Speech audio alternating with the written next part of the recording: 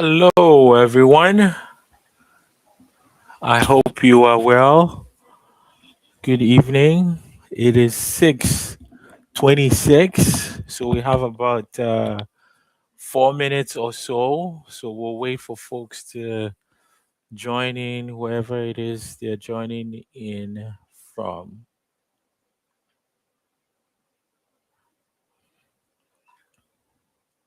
Welcome, everyone.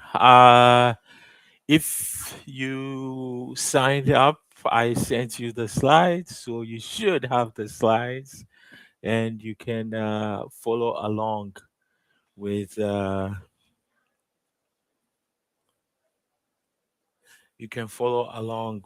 with me while I go through some of these Welcome, slides. everyone. Uh-oh. There's lots of things happening here. Let's see, what do I have here? Why is this going on?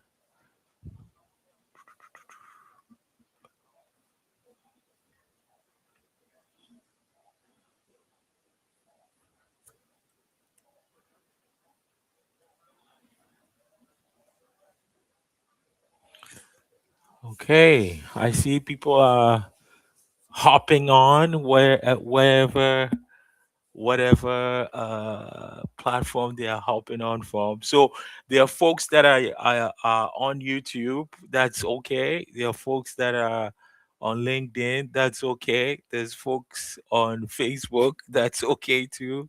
And there's folks on X. That's all right too.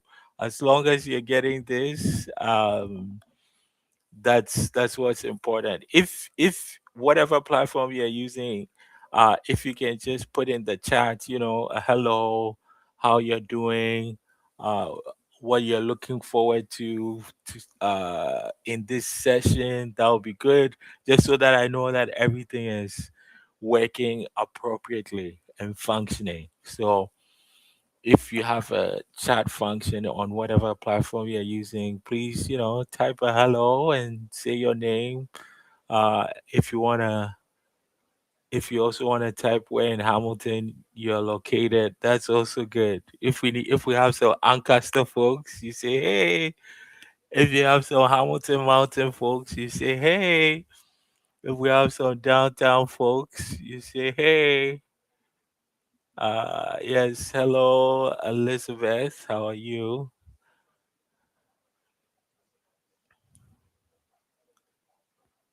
If we have some Stony Creek folks, uh, you can say hello.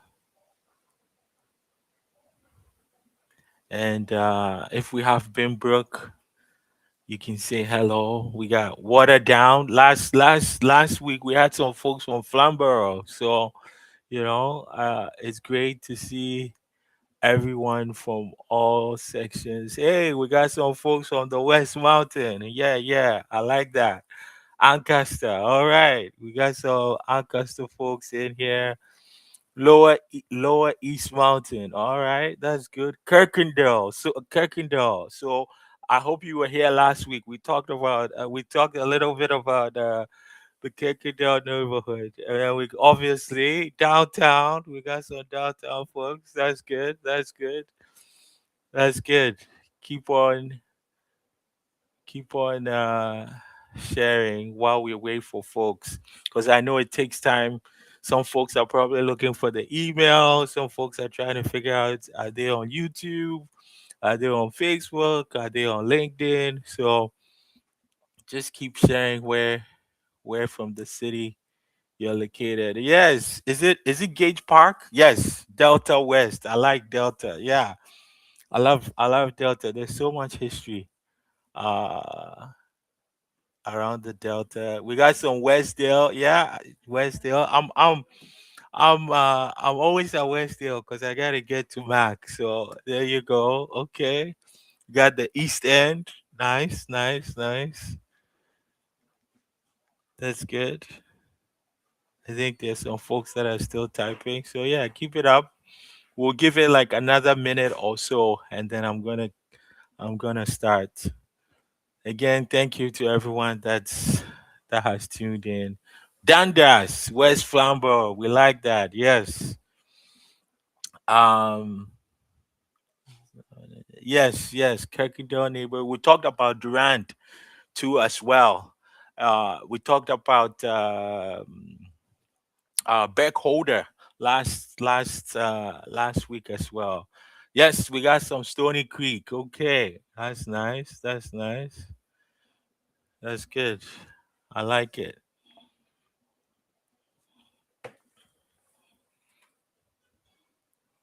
Okay, so welcome everybody. Thank you again for tuning in wherever you are. We got Dundas in the house. We talked about Hart Street last last week. We talked about the Hart brothers. So if you missed last week's lecture, you can go back and watch it again. And then for yes, this week, once the 1 hour is up, it's gonna be around on YouTube, so you can watch it again. So let's get right into it because we have a lot to talk about. So I want to give a little prefix before I start this week's lecture. There's going to be some difficult images that you see, so please, if you see it and it enrages you, if you need to take a break, go to the washroom, whatever you need to do to uh to just get in a good headspace, please do that. I just want to forewarn you so that when we see the images, you're not yeah, it doesn't give you it will give you some emotions, but I just want you to know. And I'll also be reading some stuff that might also garner some tense emotions and feelings. So just giving you a forewarning about that. Okay. All right. So um, last week we talked about the presence of people of African descent here in Hamilton. I also kind of gave the broad overview of the global presence of people of African descent from the continent to the Caribbean to what we now call the Americas, North, South, and what have you. I centralized it around the Haitian Revolution, and then we kind of narrowed it down to Hamilton, what was going on in Hamilton from the 1800s to the 1900s. So this week, today, we're going to do almost the same thing. Where I'm going to start off with what was Canada thinking about, or what was Canada doing in the late 1800s and early 1900s, and then we're going to narrow it down to the local Hamilton experience, or what was happening at the time. Okay, so that's our plan for the next hour. Hopefully, I get through it quickly. Okay, so um, what was Canada doing from 1850 to 1900s? I think most of you would realize or know that at that time, the 1870 to the 1900s Confederation, and what the country would look like, who would be in the country. Those were some of the things that were happening. Okay, so here I say during the 1850s, Canada had ushered in African Americans on the run. We talked about the Fugitive Slave Act of 1850.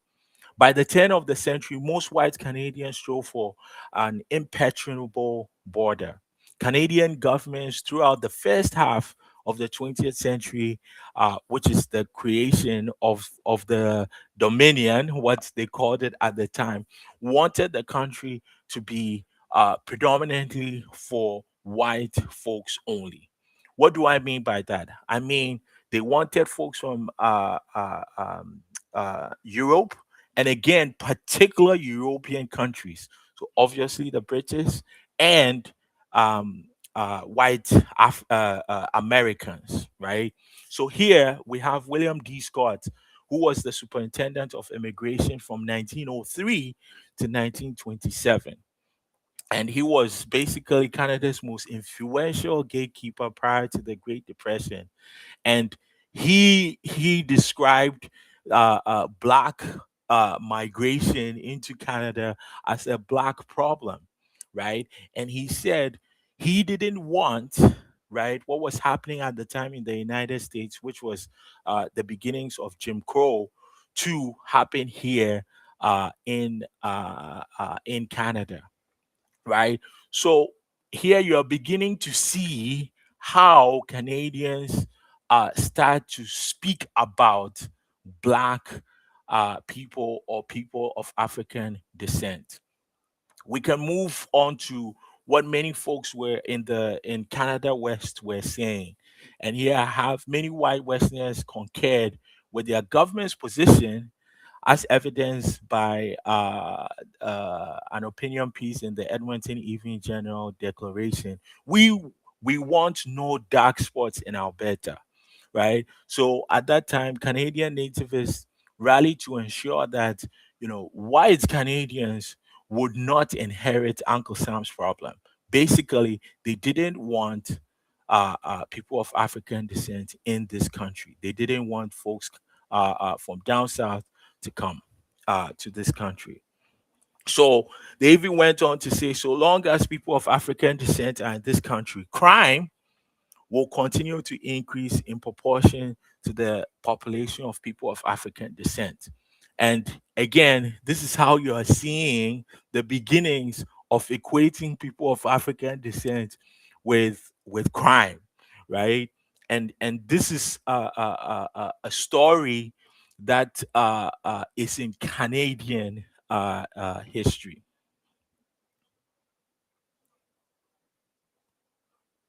Just waiting for the next slide. Yeah. Here, I'm going to read through some of them, not all of them. We'll see how I'm progressing. But a legendary Black steady scholar, Catherine McKittrick, says that there's a type of Canadian concealment when it comes to people of African descent. Her description is that concealment is accomplished, at least in part, by carefully landscaping blackness out of the nation. I would add landscaping blackness in and out of the nation, right? And what does he mean by that? So here we have an English woman, again, in the British, in terms of immigration, were happily entertained to come to Canada, right? And here you have an English woman who lived in Oklahoma before immigrating to Manitoba. And she offered a view shared by many white Canadians in the West at the time. It is with regret that I have read the account of the invasion of thousands of people of African descent from Oklahoma to the fair land of Canada, as there is in my heart a desire for the welfare of the Dominion. I feel sorry that this country should be saddled with those that the southern states are all too glad to be rid of. So again, again, you are seeing here this weird imaginary making of white Canadians opposing people of African descent coming into this country, and it's being wielded as like an invasion, right? That's the word she used. And in this particular case, it was because in Manitoba, there were a number of black farmers that were actually coming into Manitoba to also farm and live self-sufficiently. And I think there was a response from the black family at the time saying, "Hey, we are not here. We're not coming here to uh, uh, uh, uh, uh, to to offer or to expect some charity. We have our own ways of farming, and we are here to be part of building a better society." Let's move on. And I'm reading these so that folks can understand again the larger picture that was happening in Canada at the time and how that relates to some of the Hamilton stories I'm going to be sharing. uh this is another statement. A black cloud is looming up from the south, which is dangerous enough, warned the writer, because South African Americans are a menace to the welfare of the country. He urged the Canadian government to close out the yellow man, the red man, the black man, lumping together Asians, indigenous folks, and people of African descent as undesirable citizens. So here we're starting to see this anti immigrant sentiment from the Canadian government at the time. And also from Canadian citizens, white Canadian citizens at the time, where now they're saying, hey, we don't want these folks to be part of this dominion, right? Because it is our dominion. Canadian hysteria over black immigration was specifically rooted in language stereotypes and anxieties with powerful purchase during the nascent age of segregation, right? And you have to remember that during these late 1800s, early 1900s, we had Jim Crow in the South, right? We had lynching, all of those things, and Canadians at the time were like, we don't want all of that here, so we don't want any people of African descent here. But then that language was also steeped in criminality. The arrival of black men, in particular, sparked groundless white paranoia, especially among white women groups. Right. So again, no evidence of the crime, but then making large statements, what we would call stereotypes, about a certain population. Canadians opposed to black migration persistently conjured up images of the black rapist, made popular by W.D. Griffith's internationally celebrated film The Birth of a Nation. If you haven't seen it, um, yeah, it's a problematic movie. Nonetheless, when making the case for blocking passage of people of African descent into Canada, even the prime minister at the time in the early 1900s, Wilfrid Laurier, Wilfrid Laurier's administration reasoned that black migrants should be barred from the Dominion because people of African descent were deemed unsuitable to the climate and requirements of Canada. I don't know what that I don't know what that means, but we'll find out. Unable to stop determined black migrants by the spring of 1911, the Minister of Immigration at the time, Frank Olivier, finally admitted that Canada has people of African descent problem, and it's a difficult one. I don't even know what's that what that problem is, or what that means.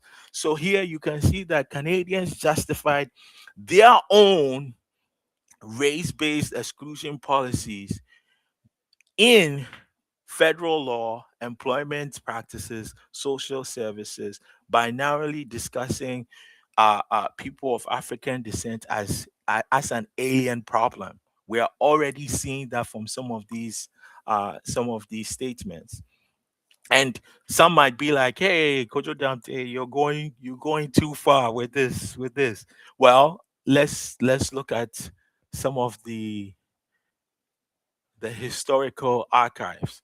So uh these the pictures that we have here on your left, that is the 1910 Immigration Act.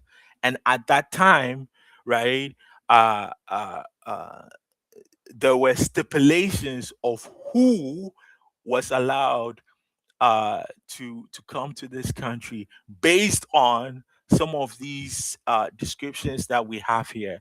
I have pictures here where you had this drawings of people and a percentage of how likely they are to commit crime, right? So again, in the 1910 Immigration Act, it says that if somebody has committed a crime, then they are not allowed to come into this country. On surface level, everybody might be like, yeah, if somebody has committed a crime, they shouldn't come here. But what was happening is that if you've already classified a group of people as being as criminals, or as potentiality of them being engaged in crime, now you can say, hey, we don't want those individuals there, because there's a probability that they might commit crime, right? So again, this is how you're seeing how people are talking about, race, immigration right here in Canada. And I'd like to also point out that I don't know if many of you know about the Chinese head tax at the time. That's why, again, there was a huge anti-immigrant sentiment at the time, where folks in this country did not want people of Chinese ancestry to come into this country, even though they were working on the railroads that were going to connect West Canada to East Canada. So again, you are seeing here that, there's a concerted effort of saying we don't want folks to come into this country, but at the same time, those same folks are being asked to do certain types of jobs, and I will expand on that. I want to also add this picture in the or speak to this picture on the right top corner, where it says, Canada West, Canada, the new homeland. And this picture is widely used by indigenous scholars to also present the fact that, the creation of Canada as a country also relied on moving indigenous folks into reserves to allow for the expansion of the dominion, right? And in the expansion of the dominion too, you're seeing that the immigration policy is based on where people are from, and the color of their skin.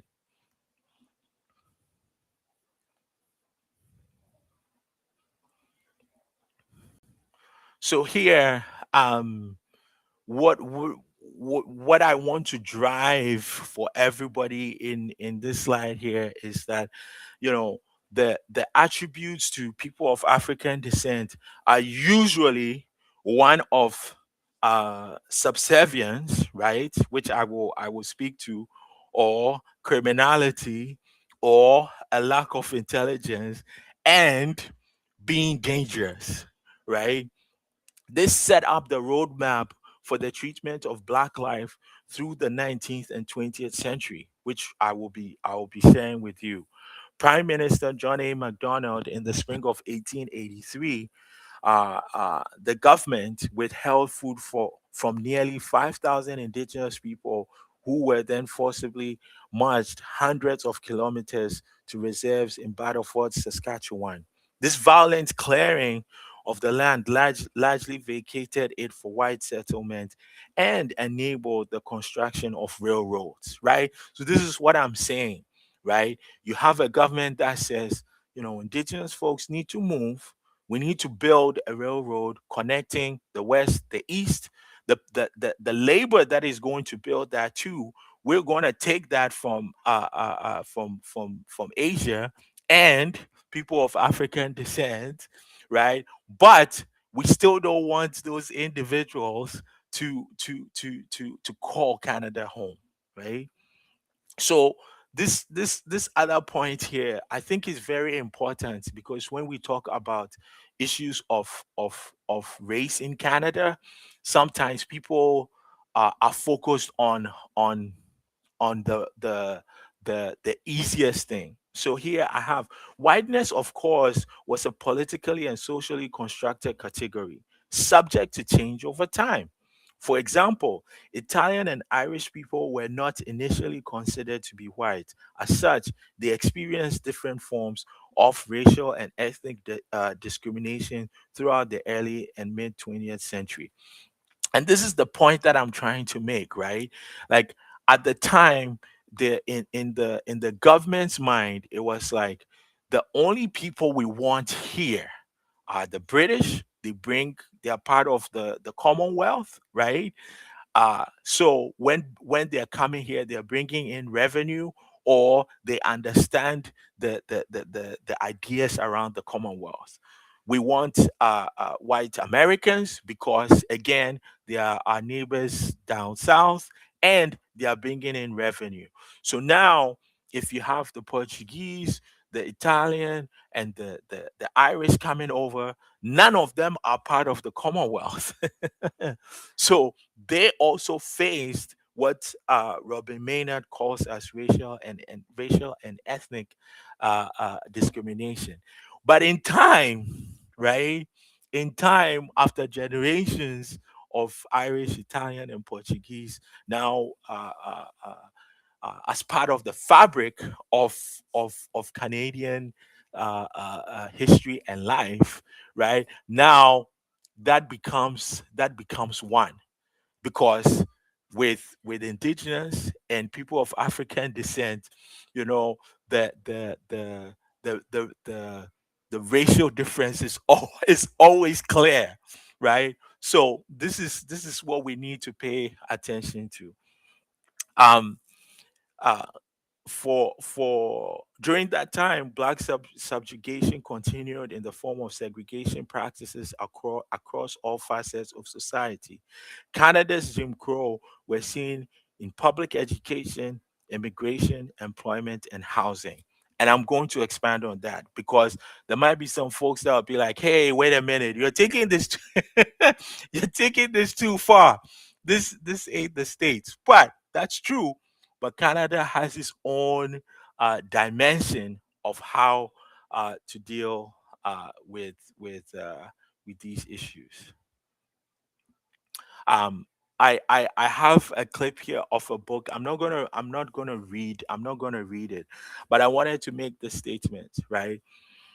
I think what happens is that, as a society or sometimes as individuals, we segregate people because we've created a type of person in our minds and in society, right? So then race is and has always been part of the historical and the contemporary record of Canada, and not many people uh, would would would think that to be a historical record. But I'm trying to make that point.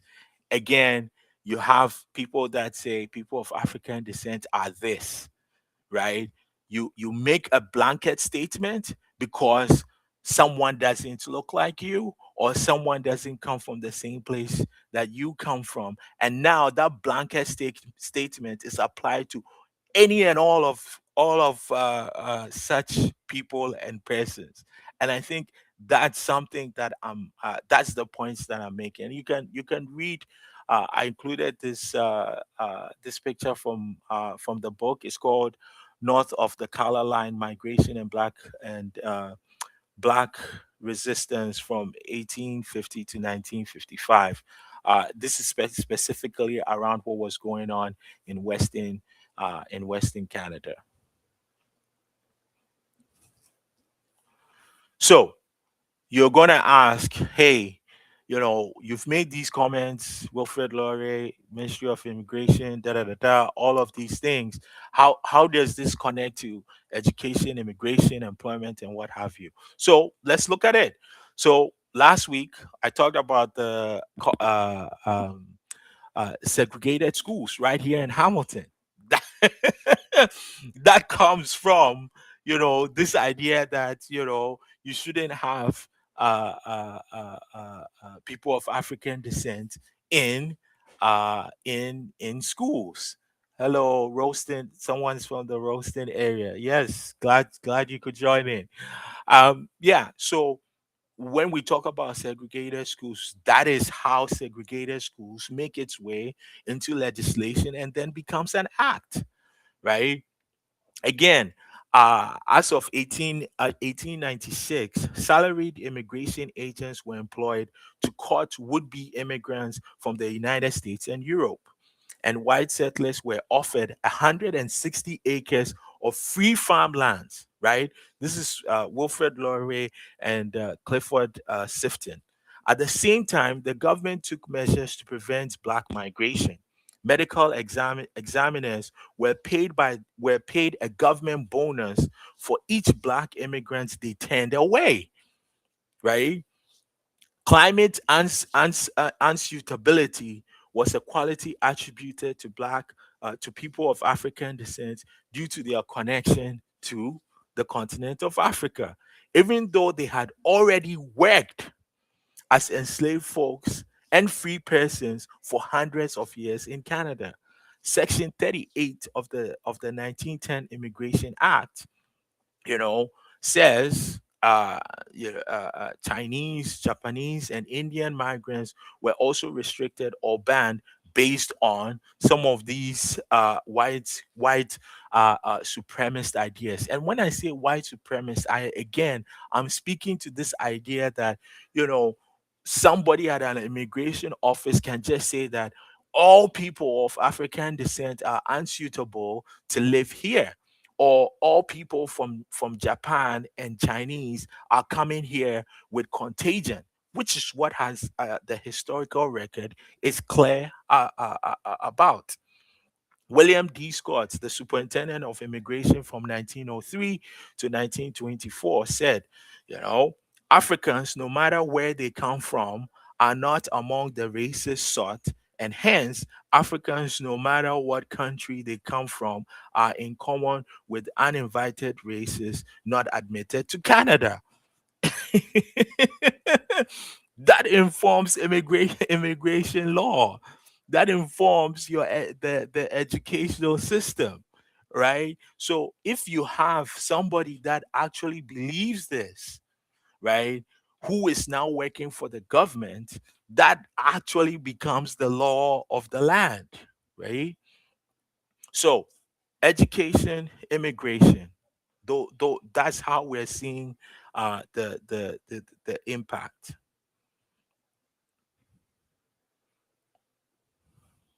In 1955, the federal director of immigration unsuccessfully fought the entry of black Caribbean domestics, stating they would, this is quote, vegetate to a low standard of living, and that allowing their migration would be an act of misguided generosity, since it would not have the effect of bringing about a worthwhile solution to the problem of people of African descent, and would intensify social and economic problems. Right. So again, again, when you have this like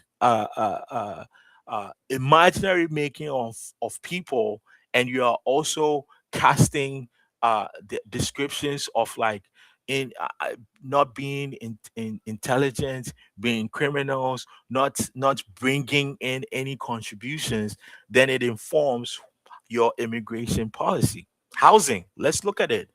Many white companies and landowners refused to sell or lease land to people of African descent. In 1959, Toronto landlords were surveyed, and they stated they would not be comfortable renting to people of African descent. That's not me saying it, that's people at the time. Public spaces, I will be talking about that. Canadian hotels, concert halls, restaurants, public swimming pools, and hospitals often refuse to serve black patrons, frequently posting white only signs.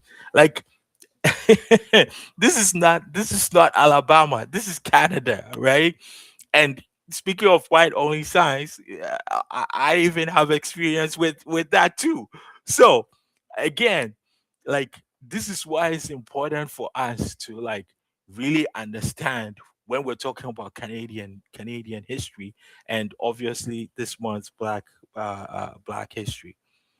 Let's look at labor.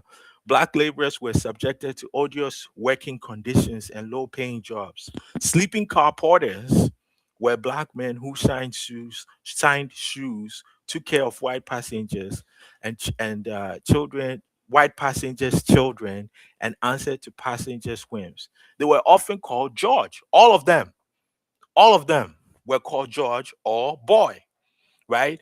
Why do I bring this up when I'm speaking about labor? So here you had a government willing to build a train railroad from west to east, right? They are like, yes, we need to build this. And yet they're saying we don't want people of African descent in this country. But wait a minute, we'll hire them as sleeping car porters.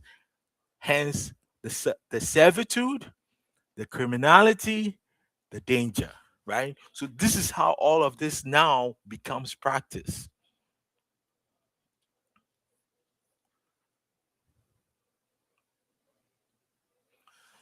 Let's continue with labor, right? Until second world war, one of the only employment options available to Canadian born black women was domestic service, a role that consisted of submission and deference for nearly 24 hours a day. In 1941, 80% of black adult females in Montreal were employed as domestic servants, facing isolation in hostile white households, working 16-hour workdays with no time off, and sometimes being paid clothing in lieu of wages. Policing, you know, here last week we talked about the Fugitive Slave Act of 1850, right? So people are running away from slaveholders, people that are mistreating them, right? They're running away from that mistreatment. And what does American physician Samuel A. Cartwright say? He says, seeking freedom indeed is one of the worst crimes publicly associated with blackness. It is called drapetomania, a pseudo medical diagnosis proposed in 1951 by Samuel Cartwright, which claimed that enslaved people running away from bondage was a mental illness. I want you to think about, about that for a second. You have people running away from the worst treatment of all, and a physician now comes up with a pseudo diagnosis that says that if they run, that means there's something wrong. And yet you have a fugitive slave act that says if you see anyone that is running away, you have to report them to the authorities, right? Fugitive slave advertisements are important in the genealogy of policing black life in Canada. The practice of publicly associating black life and black independence with crime and danger has an enduring legacy that continues to impact black mobility, right? In Edmonton, there was a resolution passed completely banning black people from the city. Calgary and Winnipeg followed suit in 1910 and 1911 due to the widespread of unsubstantiated fear of black crime. So, I mean, my coping is I laugh, but this is serious. This is serious when we're talking about history.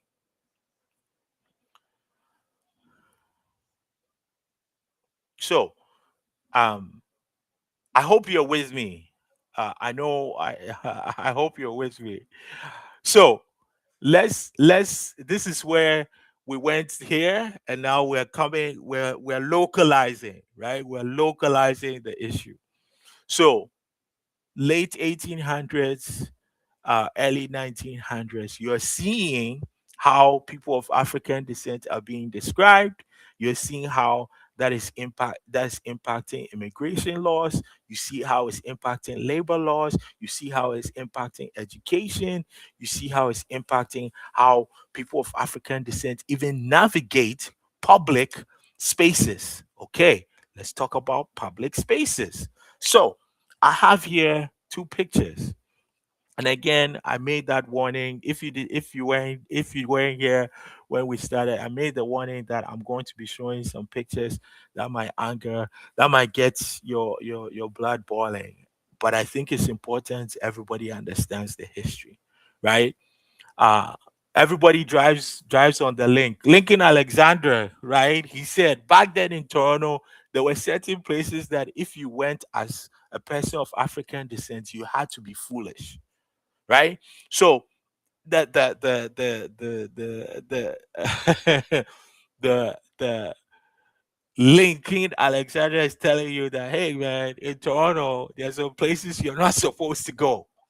So when we talk about public spaces and people of African descent navigating public spaces, this is what we're talking about. Grizzle. I never once saw a black nurse, secretary, politician, teacher, policeman, fireman, civil servant, clerk at the department store, right? The mobility. Ray Lewis, Hamiltonian, right?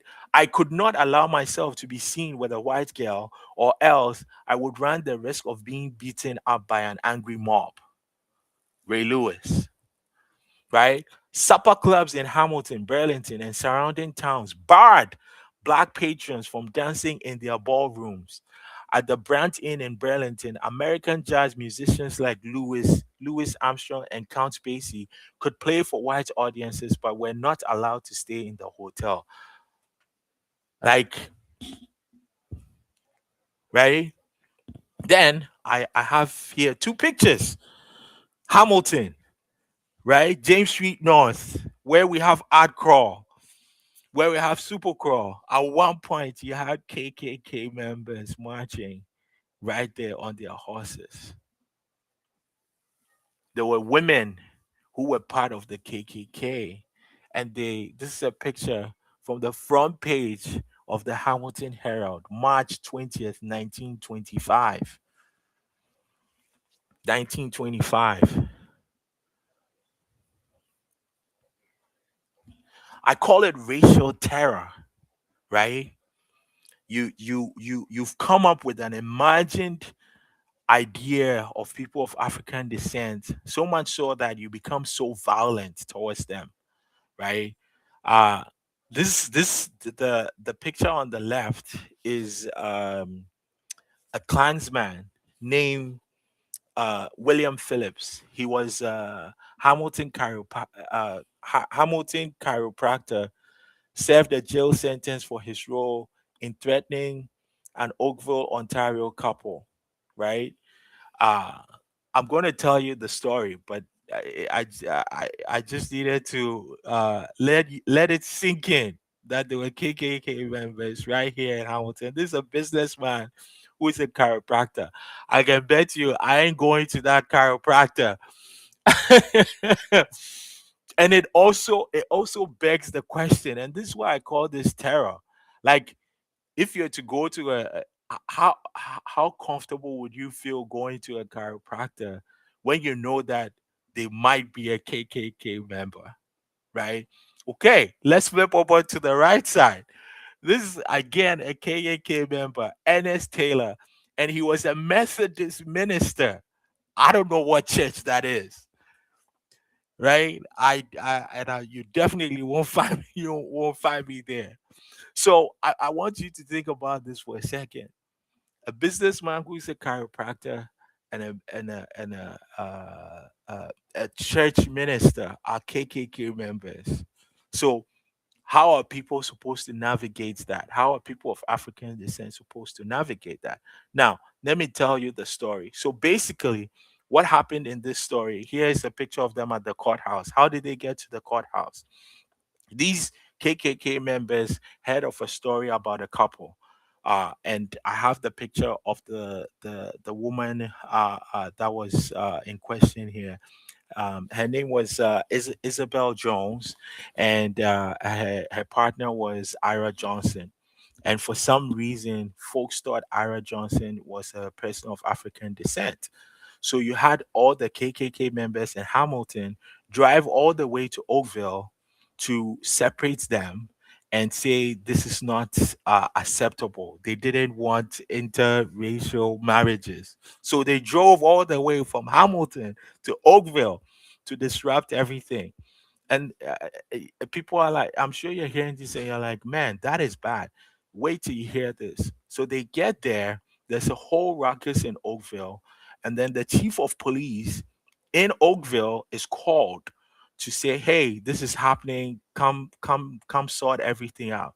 The chief of police shows up there, and the clan members are so happy that the chief is there. They take off their caps, and the chief knows them. He knows them. Not only does he know them, after they break up everything, the chief drives all the KKK members back to Hamilton. This is not a movie. It happened. It happened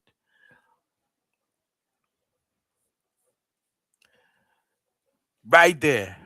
Newspaper right there, right? So when you look at the broader picture of how, you know, people of African descent are imagined in the in the Canadian atmosphere, and now the realities of people's responses to that in a city, this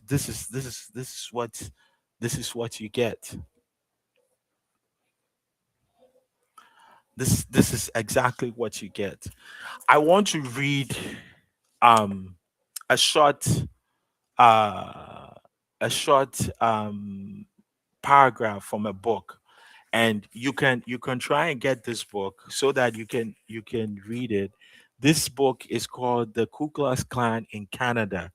So this details all the KKK activity that was happening in Ontario, Saskatchewan, Vancouver. It's very informative. Hard to read, but very informative. So I want to read a section for you. Let me just make sure I have it right. Yeah, okay, this is it.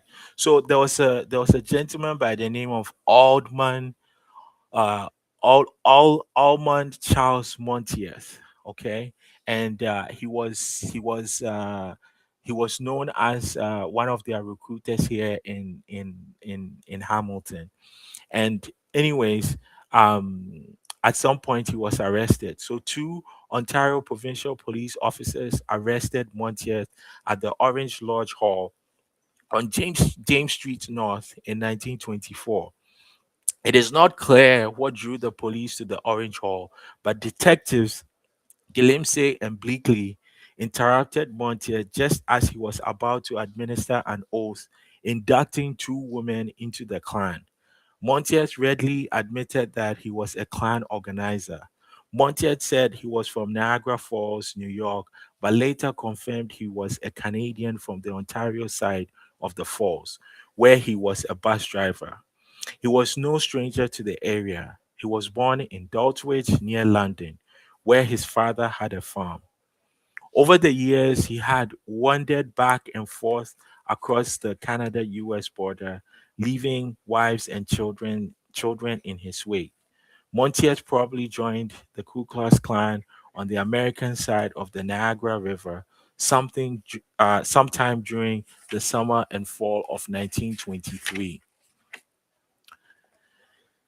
When the clan members were established up and down the American side of the Niagara frontier, police charged him with carrying a loaded revolver to the Hamilton ceremony. He was also carrying a detective's badge purporting to show he was attached to the police department of Niagara Falls. The chief of police in Niagara denied any link with Montieth, and Montieth lawyers claimed that he was a private detective and therefore had the right to carry a gun. The police court judge released him on $1,000 bail. The police scooped up a list with the names of 32 men and women who Montieth had signed up as KKK members. There was correspondence and 36 white robes and hoods. His records included an expense account with amounts totaling $200 for two burning crosses. The police refused to release the list of names carried by Montiel. They did admit to reporters, however, that some of the names were those of prominent citizens. This would turn out to be the precursor to later events. And the later events was that up on the mountain, there were two crosses that were burnt. So, this again, this gives you an idea. Like, you have a list of KKK members right here in Hamilton, and the police is like, we won't share that list with the public. And people of African descent in the community were like, what? We need to know. We need to know, right? So this is me trying to really stitch out the Canadian history and how it's tied in to people of African descent history. Let me see if my slides are moving. Okay, so I've done that stitching. Now it's time to look at the what people of African descent in Hamilton were doing at the time. So here's George Morton. He urged the city to open up jobs for people of African descent. He received a job as a letter carrier in 1891, and by 1901, he was probably the only African Canadian letter carrier. And by 1910, he was one of two letter carriers. And I have the picture. You have the picture, right? He is the from the right, the third person. So you count one, two, three. He's the third person, right? So again, this is George Martin speaking up about the job discrimination that I alluded to earlier, right? The fact that people were not hiring people of African descent in the public service and in the private sector. Next up, we have Ray Lewis, right? Born in Hamilton, October 8th, 1910. He's known for his 1932 Olympic bronze medal achievement in the 4 by 400-meter relay in Los Angeles. His father was Cornelius Lewis was a skilled builder. The racism of the day dictated that he worked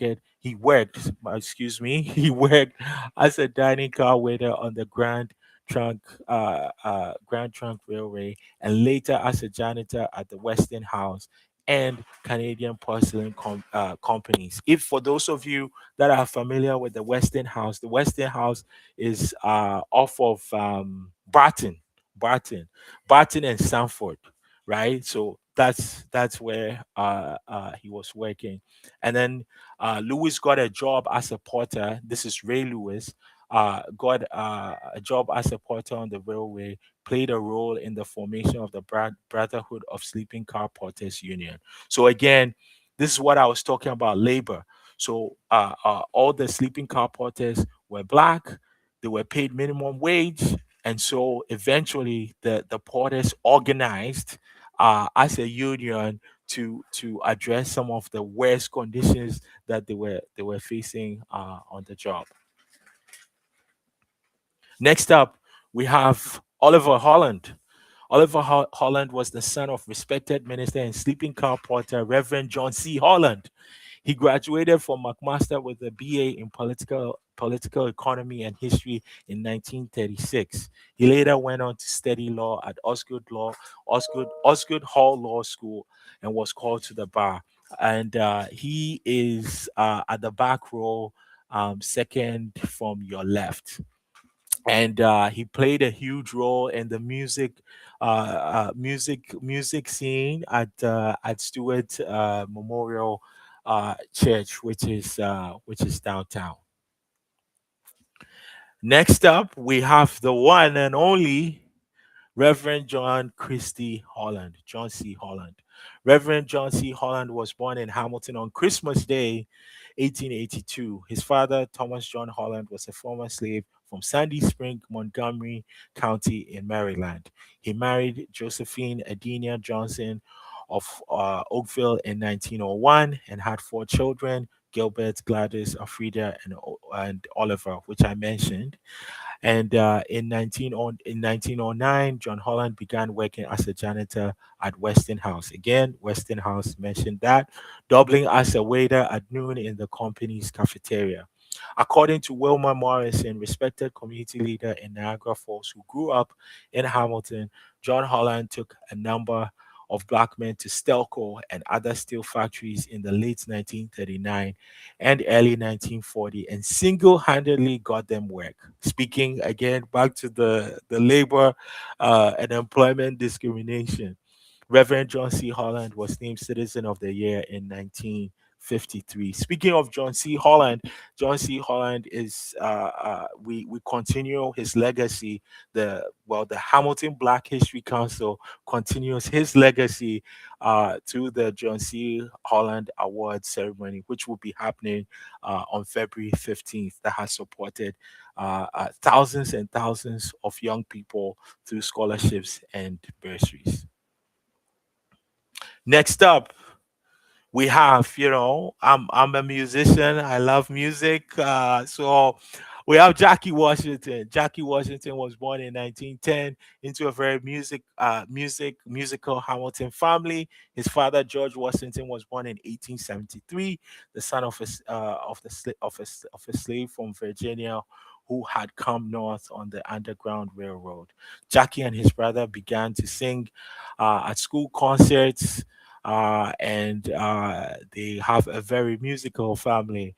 And so, remember when I told you that, or when I made the statement that black performers were allowed to perform to white audiences, but not allowed to stay at the hotels where they were performing? Most of them went to stay with Jackie Washington's family. And so he was able to meet greats like Duke Ellington, Count Basie, Sarah Vaughan, Ella Fitzgerald, and others, right? So this is the beginnings of how, uh, uh, even under this racial terror, right, people of African descent were taking care of each other. Jackie Washington also worked as a porter with the Canadian Pacific Railroad in 1939. And Jackie Washington and his family have played such a huge role when it comes to music here, so much so that the Hamilton Public Library celebrates with Jackie Washington Day, which this year will be February 21st. Okay, so I also want to. I'm running out of time here. I also want to kind of read a couple of things just so that people get an understanding of why the black community here in Hamilton is always very concerned about systemic racism, right? So here we have Danny Saunders, a black veteran, was refused entry into the Dundee Park Dance Pavilion in 1948 after he had served in World War II.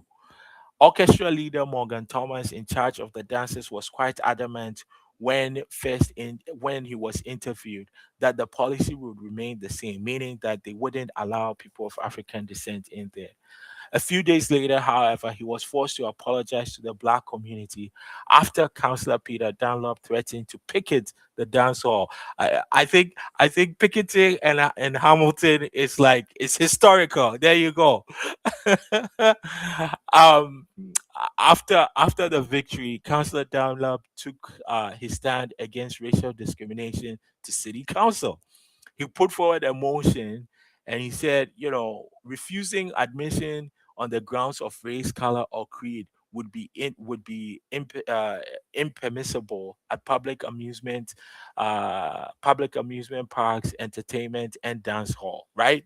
Everybody on this virtual lecture would agree that you can't deny entry based on these things, right? However, when he presented the proposal at City Hall, Councillor Peter McCulloch said this is nothing more than communist propaganda. And after a lengthy discussion in council, the motion failed to pass. I mean, think about that for a second.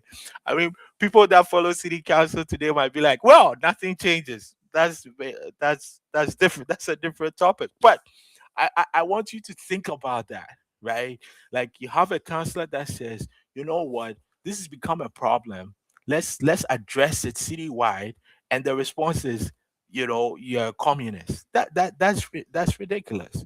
On December 6, 1949, Dresden voters were asked the following question: do you approve the passing of legislation compelling restaurant owners to serve regardless of race, creed, or color? This is the same thing happening in Dresden. And 517 were against, and 108 were in favor. I won't comment. You can think about that, right? So these things were so important that on July 7th, 1949, a deputation of different ethnic groups, trade unions, women groups, and churches met with the conservative premier at the time, Leslie Frost, asking for the passage of fair employment practices, which would later be passed in 1951. And I want to share this last one because I think it really captures like Hamilton politics today. you know uh okay, let me just read it, and then I'll make my comment. So on May 4th, 1951, Oscar Peterson, like the greatest piano player in Canadian history, right? Oscar Peterson and bassist Ray Brown were refused service at a barber shop at 75 King Street West, owned by Glenn McQuaid. And at the time, uh, Mayor Lloyd Jackson was quoted as saying, "I'm ashamed to think it would happen here. I never dreamed anyone would refuse to cut the hair of a person of African descent." Right? It's like you have the mayor. This is like 1951. There's like there's so much racial discrimination, and the mayor is like, I didn't know that these things were happening. I mean, yeah, this is the greatest piano player in Canadian history, right? So I'll leave it to folks, and you can think about it. I want to end with this slide. uh um and I think I've shared stories of Black Hamiltonians, some of the things they were going through. I've tried to tie it in with the overall Canadian history so that you can understand that these things are not separate; they are the same thing, right? And you will hear people say that Black history is Canadian history, and I think it's true. But the thing is that because of the complexities and the guiltiness and the shame of what I've said, that's why you don't see this in schools. That's why you don't hear this, and it's taking a public lecture series to really unpack some of these things, right? Um, I reminded people, this lecture series is not an exhaustive list of all the contributions that Black Hamiltonians have presented here in Hamilton. There's many more, right? But I wanted to at least name some names so that you also know who they are, and you can do your own research and what have you. So Wilma Morrison uh, a great leader in Niagara and in Hamilton. She's featured on the bookmarks that the city of Hamilton and the Hamilton Black History Council released a couple of years ago. I talked about George Monton, Hiram Demoon, Richard Guider, James Lightfoot, Rachel Holland, Garfield Parker, Shirley Wade Brown, Evelyn Myrie, Evelyn Myrie is the current president of the Afro Canadian Caribbean Association, still doing needed work. And then in this picture, I'll leave it. You can read the names, but I wanted to highlight three. Sorry, three of the individuals. So we have Adrian Shad, whose book Uh-oh, yeah, whose book? If you don't have this book, please, this is like Hamilton content. So they wrote this book. You can get a copy at King West Books. Shout out King West Books. Um, you know, did some enormous research around the history of Black Hamiltonians. In the middle, we have Dr. Gary Warner, who was recently named Order of Hamilton. He's also Order of Canada, and has done some great stuff at McMaster, who is in this picture and still, contributing to Hamilton, to making Hamilton a better city.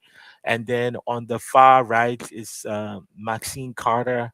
Maxine Carter did some important work with the city of Hamilton around um, access, accommodation, equity, and then later moved on to Mohawk College to support students, right? So it's like we all of us are contributing, right? Everyone is contributing to making this city great. This city, uh, uh, uh, uh, uh, an important city, so that everybody can call it home, right? Everybody can thrive, can do the things that they want to do, and contrary to some of the slides that I showed of the folks that were like, Canada doesn't need dark spots and all of that. Those are all lies.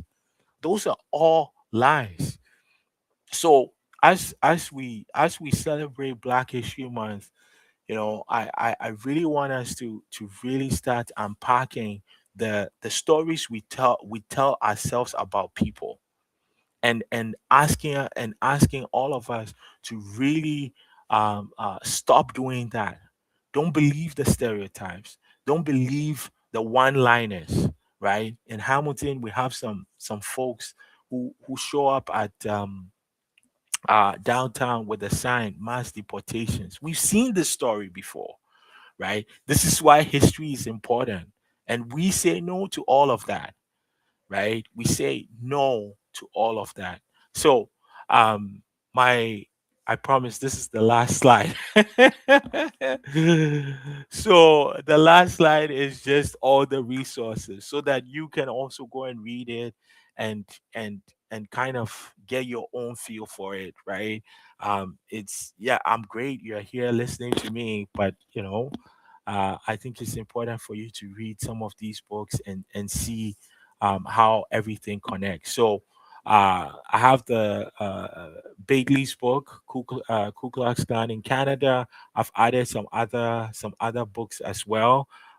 If you the one that I think is very I added Robin Maynard's book. Robin has updated it. Very important book. And then I also included the Hamilton Black History Database. If you haven't checked it out, please, please, please, please check it out. It also has lots of information there. So I've gone over 4 minutes. I'm going to open it up for questions. If you have any questions, just put it in the chat and I'll do a rapid fire of answering, or a rapid pace, I should say, not fire. We don't want rapid fire. I will answer them in fast fashion. Let me put it that way. Okay. So if you have any questions, this is it. I'm giving you time to type, and then I will answer them before we say good night. And while you are typing, we have two more lecture series. We have one next week, and then the following week we have Dante Hillen, high school student, and then we have Mara Benjamin, who will be speaking to us about Griffin House. Griffin House is under renovations and will be up and running soon. So Mara's gonna come talk about Griffin House. And if you don't know about Griffin House, check the first lecture series. We talked about Admirals and Priscilla Griffin. and their contributions to farming and addressing segregation, educational segregation right here in Ancaster. The Ancaster folks that are here and here in Hamilton. Okay. Okay, no questions. Everybody just saying thank you. Okay. I'm going to give you 1 more minute for anyone that has questions. And then I'm going to say good night and I will see you all next week. So 1 more minute if you have any question. Oh yes, yes, Mount Hope. My apologies, Mount Hope. My apologies. My apologies. Mount Hope, Glenbrook here. Yes, yes, good. Oh, okay. I see. I see. Okay, let me just see what's going on here. The chat is moving pretty fast. Uh, yes, Mount Hope, Glenbrook here. Thanks so much. Yeah. You explained things, so I don't have a question. Thank you. Canada's first black postal worker was here in Canada. Can we see that as an indication that the city was a little bit ahead of the country?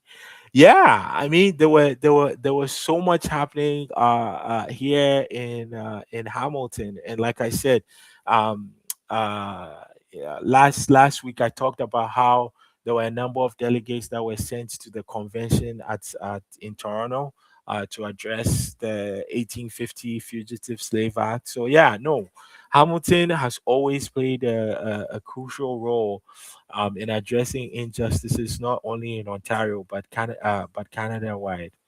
Okay, no questions. Just thank you. Okay, no problem. Thank you for understanding. Canada is not exceptional, and this one, so you stop it. Yeah, yeah. Oh, shout out to Amanda. Hey, oh, can I say something about Amanda? Uh, okay, I think did I have it here? Amanda is here. Look, I need to do this for Amanda. Hold on. Let me go back to the last case. This is the reason why this is important. So you see this picture? The gentleman from the second from the right standing next to Maxine is Amanda's grandfather, right? Am I right, Amanda?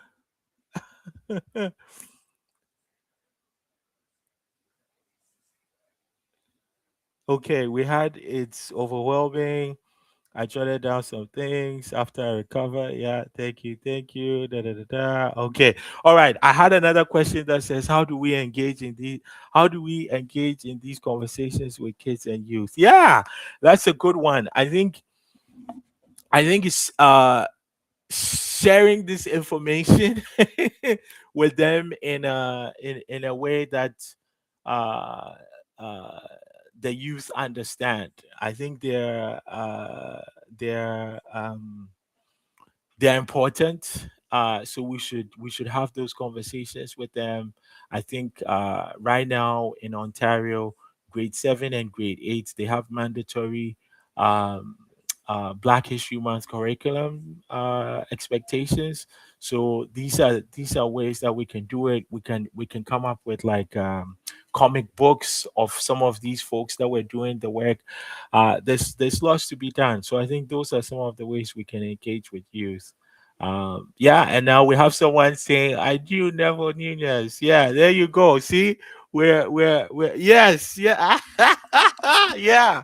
So, Amanda is definitely related to Neville Nunez, and that's Neville in the picture. So again, this speaks to and shout outs to Amanda. Amanda is doing some um, great work in Ontario, and addressing some of the current issues around hate, anti-black racism across Ontario. So, this is just a way of connecting that work from the past from to the present, and hopefully the young ones will keep it on.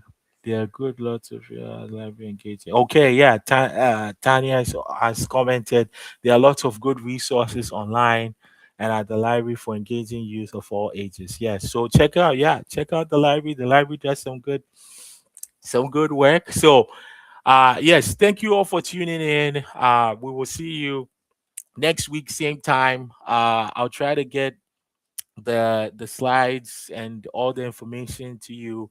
Those of you that are watching on YouTube, you can just show up at the I have to create a new link every time. So I'll send you the YouTube link, but if you just subscribe to my to my page, I don't want to do that. I sound like a podcast person now. It will just pop up for you.